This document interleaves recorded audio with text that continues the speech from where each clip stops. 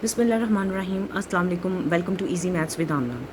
Today we are discussing exercise 5.1, question number 1, third part. In the third part, they given us the equation, and by using that equation, we have to find the value of x variable. How? We always know that we have the fractional form, and we have plus and minus sign between the fractional form, and we have to combine these fractional form. We take the LCM. For taking the LCM, let us check the denominator. Denominator is 2 and 4. Take the LCM of 2 and 4. 2 1s are 2, 2 2s are 4, again 2 1s are and 2 1s are 2.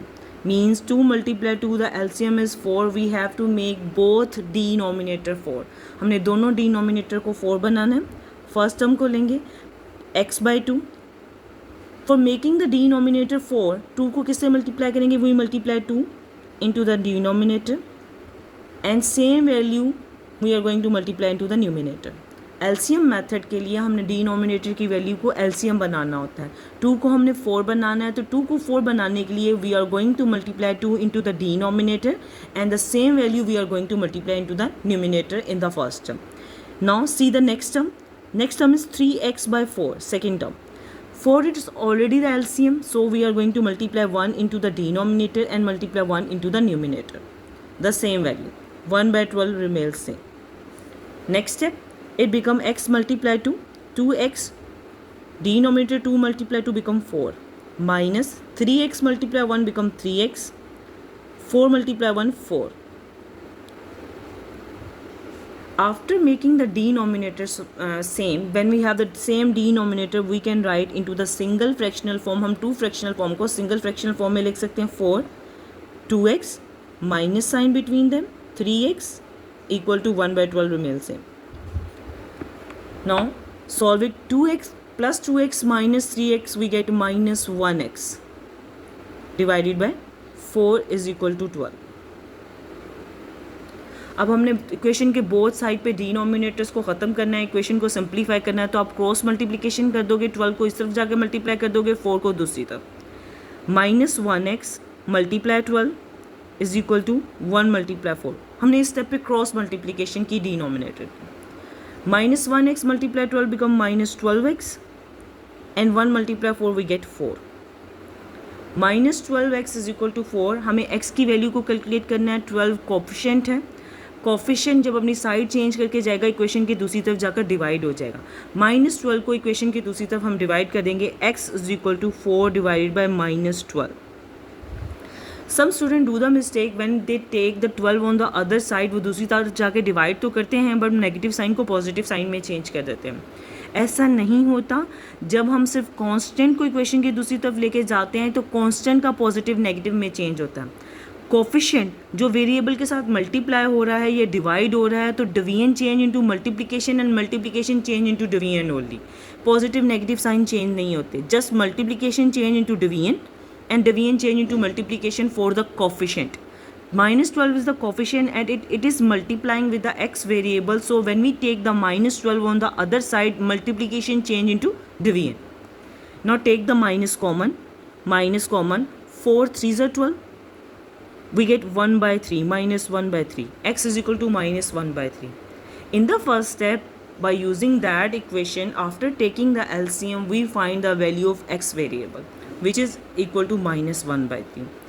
Now we have to do the next step. Second step, we have to check this value is true for the equation or not. How? Just substitute the x value into the original equation. This is the original equation. Write the original equation again. X by 2 minus 3x by 4 is equal to 1 by 12. Now substitute the value x is equal to minus 1 by 3 into the original equation.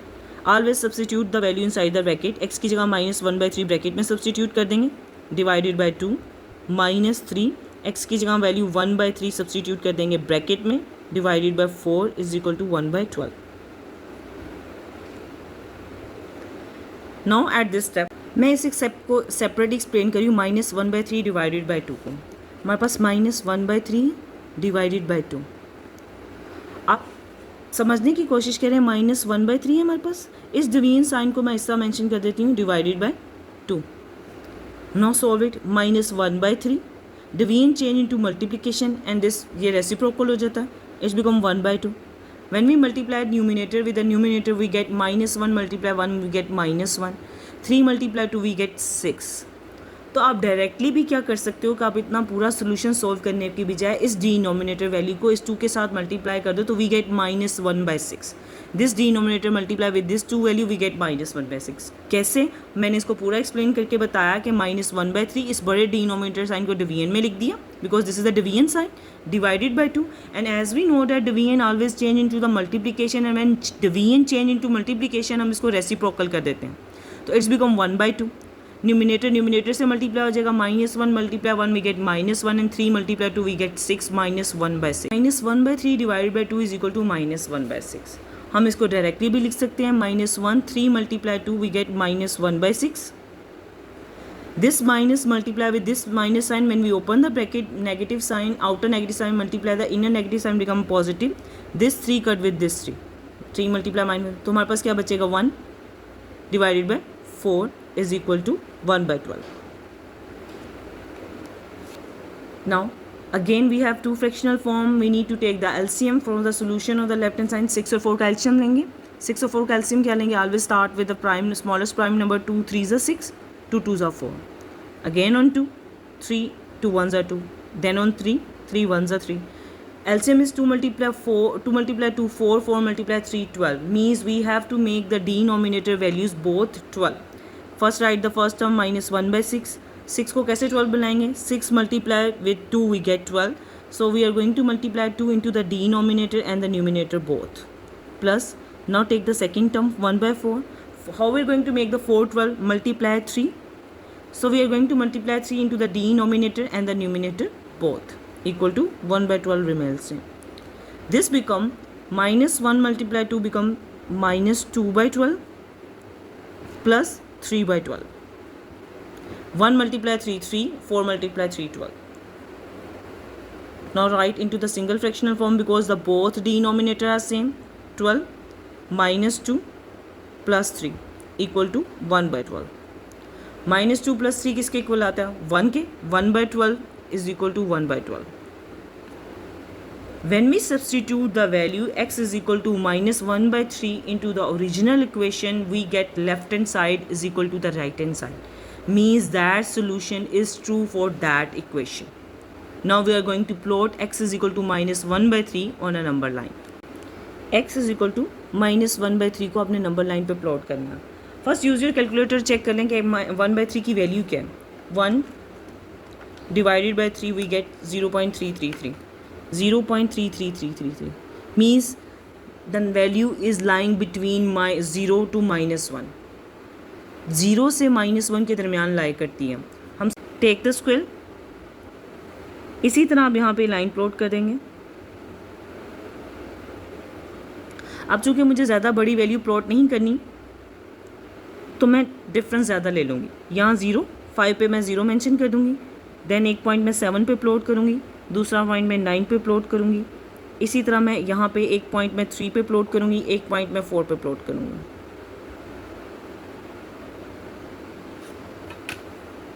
Arrow बना देंगे, middle को हम 0 से denote कर देंगे.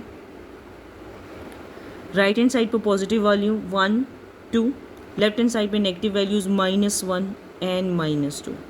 अब 3 और -3 भी मेंशन कर सकते हैं, नेसेसरी नहीं है क्योंकि हमें सिर्फ 0 और -1 के दरमियान स्पेस चाहिए.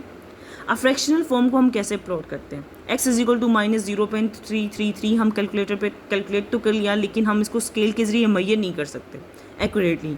इसका मेथड क्या होता है, इसको प्लॉट करने का मेथड ये होता है कि हम न्यूमिनेटर और डिनोमिनेटर की वैल्यूज़ को देखते हैं, उनको देखते हुए प्लॉट करते हैं. डिनोमिनेटर की वैल्यू हमारे पास 3 है. ऑलवेज चेक करते हैं कि 3 डिनोमिनेटर हैं. हमने 0 से लेके -1 के दरमियान वाले पोर्शन को डिनोमिनेटर के मुताबिक 3 हिस्सों में तकसीम करना होता है. इसको 3 हिस्सों में तकसीम करने के लिए हमेशा हम 2 लाइंस, जितनी वैल्यूज़ होती हैं उससे एक कम लाइन 3 है. डिनोमिनेटर 3 है तो हम 2 लाइंस लगाएंगे तो ये हमारा 3 बराबर हिस्सों में तकसीम हो जाएगा. देखें यहाँ से यहाँ तक एक हिस्सा, यहाँ से यहाँ तक एक हिस्सा और यहाँ से यहाँ तक एक हिस्सा. हमने सिर्फ 2 लाइंस लगाई. मीन्स डिनोमिनेटर में जितना नंबर होगा उससे एक कम लाइन प्लॉट करेंगे. 3 है तो 2 लाइंस प्लॉट करने से हम 0 से लेके -1 के दरमियान हमने 3 हिस्सों में तकसीम कर दिया.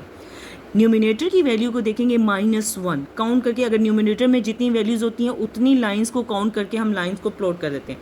अब हमने -1 न्यूमिनेटर में 1 है तो पहले 1 0 के बाद ये 1 पहली लाइन को देंगे, इस पे एरो प्लॉट कर देंगे and this is our -1/3 representation on a number line. If you found this video helpful, don't forget to like, share and subscribe for Easy Maths with Amna for the next videos and the next parts. Allah Hafiz.